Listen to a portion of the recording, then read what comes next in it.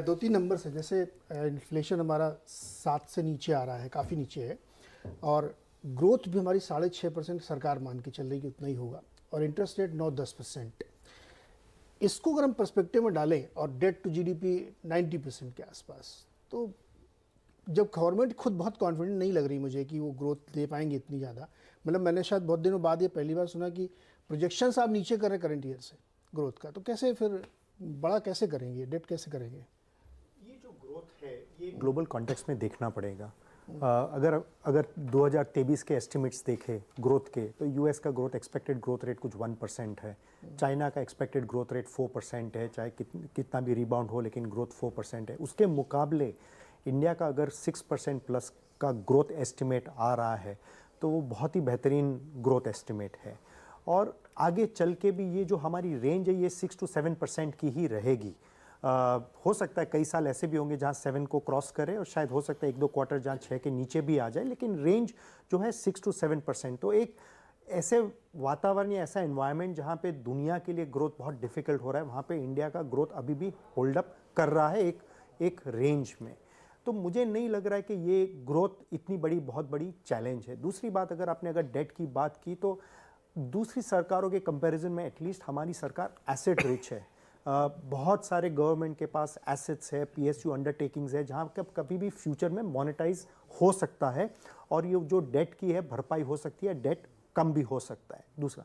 तीसरा बात, जो सबसे अट्रैक्टिव आंकड़ा हमारा है वो हाउस होल्ड डेट जो है वो बहुत ही कम है बाकी मुल्कों के कंपैरिजन में, बाकी देशों के कंपैरिजन में, और वो जो इंडिया का है वो सबसे बड़ा पॉजिटिव है, क्योंकि वही जो है वो ग्रोथ लाएगा और फ्यूचर का जो प्रोस्पेक्ट्स है इंडिया का वो उसके ऊपर काफ़ी निर्भर करेगा।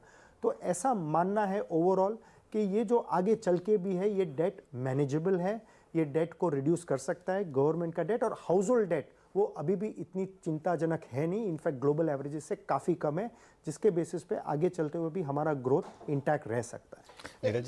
नीरज जी वो जो आपने बोला ना एसेट रिच और डेट ये सुन के थोड़ा ये सुन के थोड़ा डर लगता है। मैं यही बात, हमारा जो क्रेडिट टू जीडीपी है वो 55-56% के आसपास, दुनिया में 80-90-100 तक भी होता है।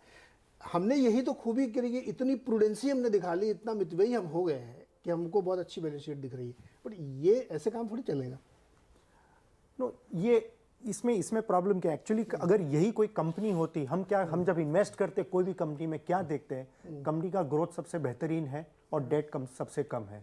इससे ज़्यादा क्या अच्छा कॉम्बिनेशन हो सकता है कि आज एक आप बैलेंस शीट मैनेज करके भी आपकी ग्रोथ आ रही है, उससे ज़्यादा बेहतरीन सिचुएशन क्या हो सकती है। और यही है इंडिया का जो सबसे बड़ा अट्रैक्शन है।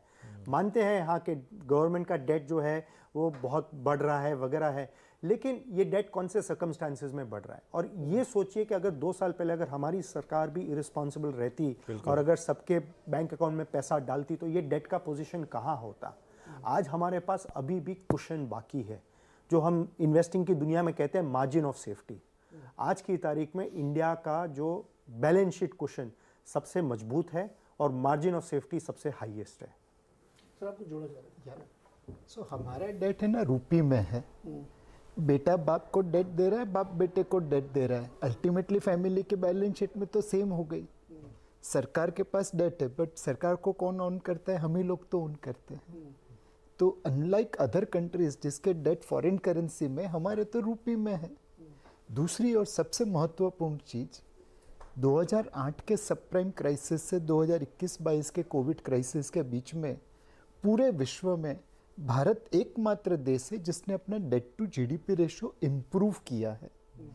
हमारे गवर्नमेंट ने कोविड की वजह से खर्चा बढ़ाया तो डेट करना पड़ा, तो 85% ऑफ जीडीपी से 96% ऑफ जीडीपी डेट बढ़ी। बट उसी समय काल में हाउस होल्ड डेट, जैसा नीलेश ने बताया, 37% से 31% हो गया, और कॉर्पोरेट डेट 51% से 39% हो गया। टोटल 173% ऑफ जीडीपी जो हमारा डेट था फर्स्ट क्वार्टर 2008 में, वो फर्स्ट क्वार्टर 2022 में 166% हुआ। पूरी दुनिया में हम एकमात्र ऐसे देश है जिसने अपने डेट टू जीडीपी रेशो में इम्प्रूवमेंट की है।